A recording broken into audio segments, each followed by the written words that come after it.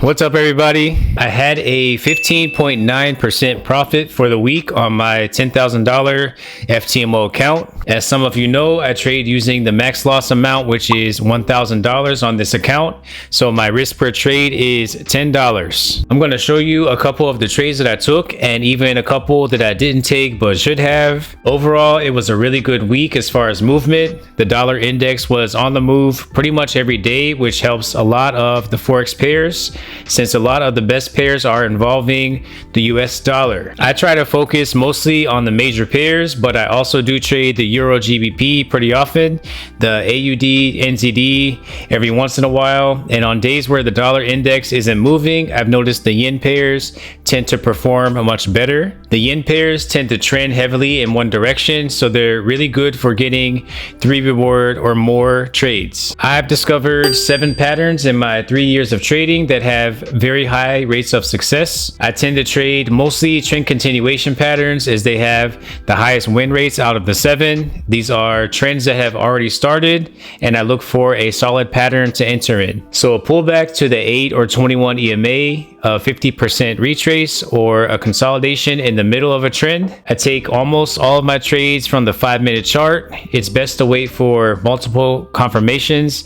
on a pattern since the chart moves so quickly. I also use the hourly chart to gauge where the heavier trend should be moving for the next couple of hours. So let's take a look at some of the trades I took for the week. I'll explain why I decided on these and what I look for when entering into trades. Okay, so the first trades I took were on the 11th.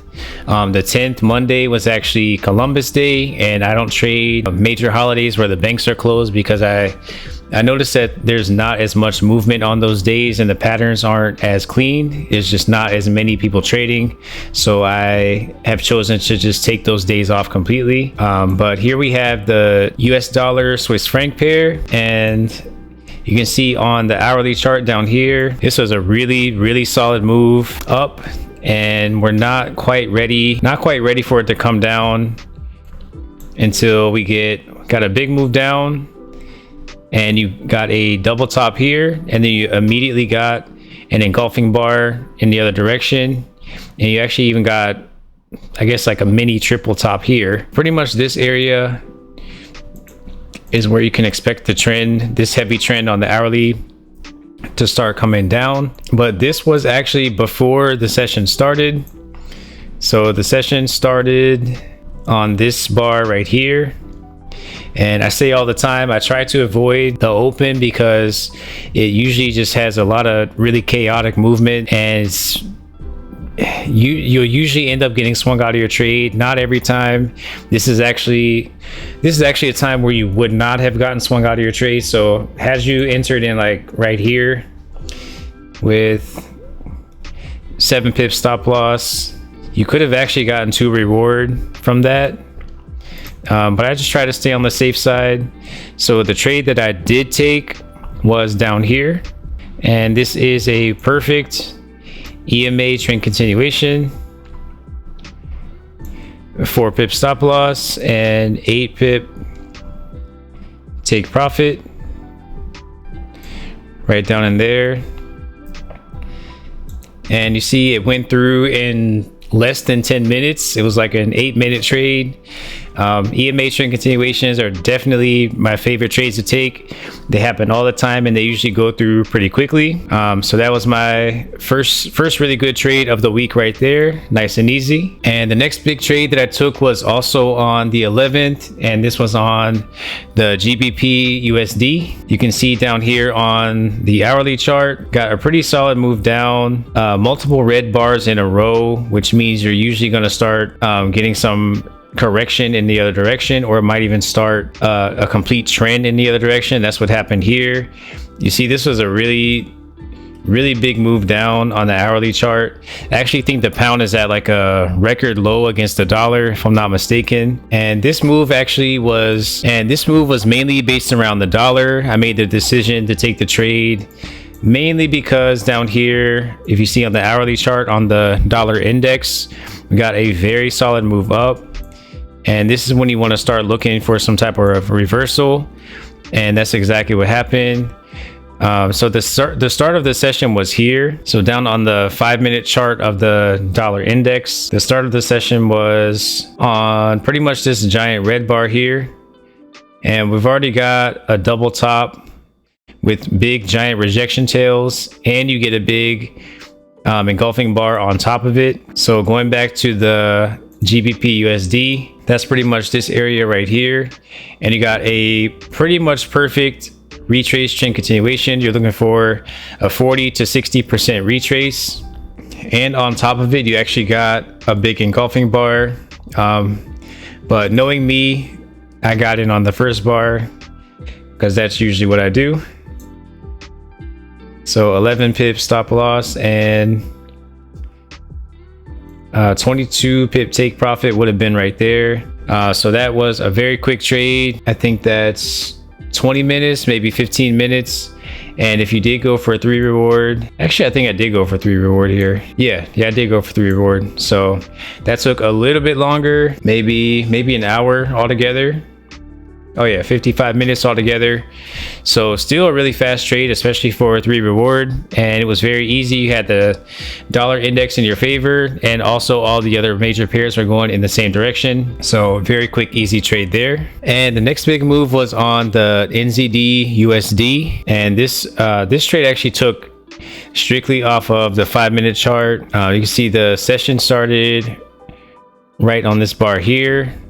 And if you get a big move after a big heavy trend upwards, you get a big move right into the 21 EMA. You can almost always enter pretty much right there as an EMA TC. And these are great moves because they happen really fast, and you can use a really small stop loss. So that was I probably used 5, but you could use probably even up to a 7 pip stop loss there. Went through really quickly, took maybe 20 minutes altogether. And actually on the hourly chart, this is a 50% retrace, a pretty much perfect 50% retrace right there. So you could have did that either way, a short move up or a long move down. And the next good trade was on the Euro GBP, and this was on the 12th. We got some really big movements here. You had a really big move down here. It kind of inches its way back up, and you could have actually taken a trade here, but this was actually before the session. So the session started right here, and you get a little bit of a move down. Had you gotten in there, you would have ended up getting swung out of your trade unless you put your stop all the way up here. But I actually waited because I figured there'd be a little bit more of a move up, and I was right. And goes right up to the same level here, and you immediately get an engulfing move back down, and that was where I entered the trade. Just to be on the safe side, you can put the stop above this area here. That's the most recent resistance level, and there was 2 reward there. Pretty quick trade. Definitely less than an hour. And if you did go for a 3 reward, that would be down in here. So that did take a little bit longer. You can actually see on the hourly chart though, it ended up going all the way down here. So I mean, that's like a, I don't know, 8 reward altogether. I try to stay under 4 reward. Usually it's just 3. But yeah, sometimes you do get these really big moves like this that go on forever. So the next really solid trade that I had was also on the Euro GBP, and this was the following day on the 13th, and this was a couple different moves all in one. If you look down on the hourly chart, this was a nice EMA trend continuation of this heavier downtrend, the same downtrend that I traded the day before. And then if you come down into the 5-minute chart, we get in that same area a big move up, big engulfing move down. It puts in a double top with an engulfing pattern, and then an even retest, and then puts in another engulfing pattern in the other direction. So the session started here, and I do remember I took this trade pretty early in the session, so it must have been here. And if you get a big engulfing move like this here, I always say you don't really have to put the stop all the way up here. You can if you want to be on the safe side, but I believe I put the stop probably here. And this move, of course, went 2 reward, 3 reward, 4 reward. It went way down, as we saw on the hourly chart earlier. So that was a very quick, easy move there.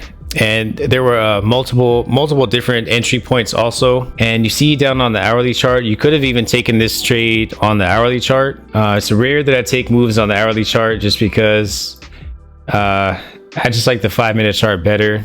You just see a lot more opportunities there. But this is one of those times where that would have worked. And you see, I mean, it went way more than 3 reward anyway, so I'm not even going to count it out. You could at least expect for the move to go into this support area here, and you might get a little bit of a bounce there, but you see this move is so powerful, it just broke right through and didn't even really hesitate. And the last trades I took for the week were on the 14th, which was Friday, and this was the US dollar Swiss franc pair. So you can see down on the 5-minute chart, I've noticed the Swiss franc pairs don't really, or sorry, this pair in particular, the USD Swiss franc, doesn't follow the US dollar index like the other major pairs do. Is it more in line with the other Swiss franc pairs? So the Euro CHF and the GBP CHF. So the session started over here on this green bar here, and you immediately get a really big heavy move upwards. It goes all the way up to the 200 EMA and then immediately comes down with a pretty nice size red bar. And I do remember I did enter like right in here. And this is usually a pretty good EMA trend continuation on the hourly chart. So you can enter on the 5-minute right there. But I did actually exit the trade early. So this would have been down in here.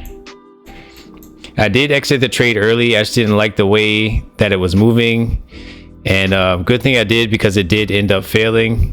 So that's just a quick example of an EMA trend continuation failing. They don't always go through, even though in my opinion this looks like a really solid trade.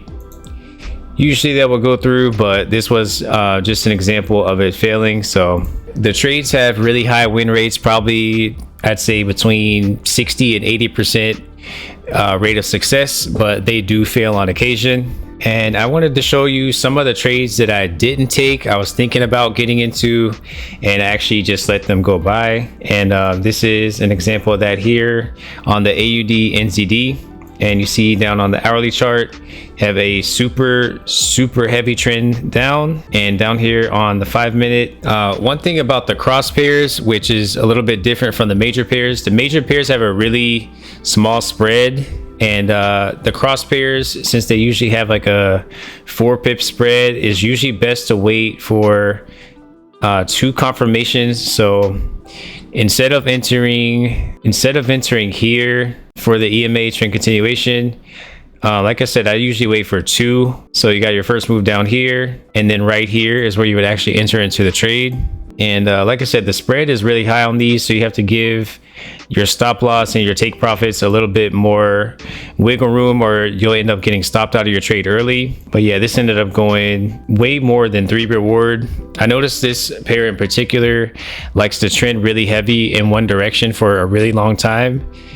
So it's rare that I take trades on this pair. I'm still kind of new to this pair. I just added it in maybe like 2 months ago, so I'm still getting used to it. It seems like a pretty solid pair overall, but I still am kind of hesitant to take trades on it. And this was another move that I started to get into, but actually just let it go by. Hesitated for too long, and then by the time I was going to enter, it was just too late. But this was good on all the different charts. So down here on the hourly chart, you see you had this really big move up right here. But over on the dollar index, which is pretty much what drives the major pairs, if you look at this area right here, so you have a really solid move up, and then you get this huge move down, which means it's pretty much almost always going to come back up and at least put in a double top before it continues down. And that's exactly what happened. So there were multiple different ways that you could have entered. So since this is the index, I haven't found a way to trade the dollar index outside of trading it on the actual pairs. So that was at 9 o'clock. This was obviously too early here, just way too close. But you could have set a sell stop down here, which wouldn't have entered because it ended up going up. And I would say the best place to enter would have been as an engulfing top. So you get this big engulfing move down, you get a little consolidation area. You can set your sell stop right underneath that area, and you can put your stop loss right above it. So 22, and there's 44 right there. So that's the 2 reward.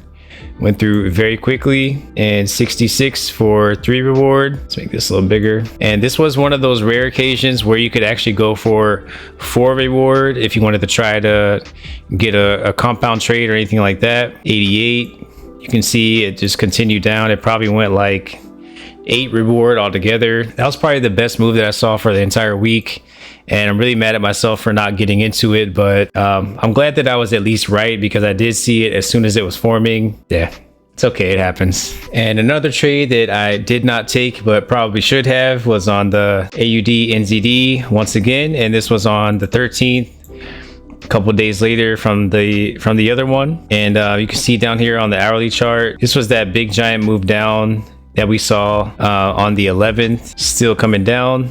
So a big heavy trend, especially on the hourly chart.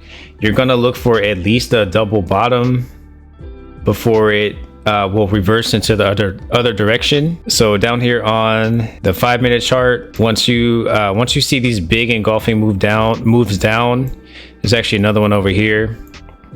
That's a really good place to enter.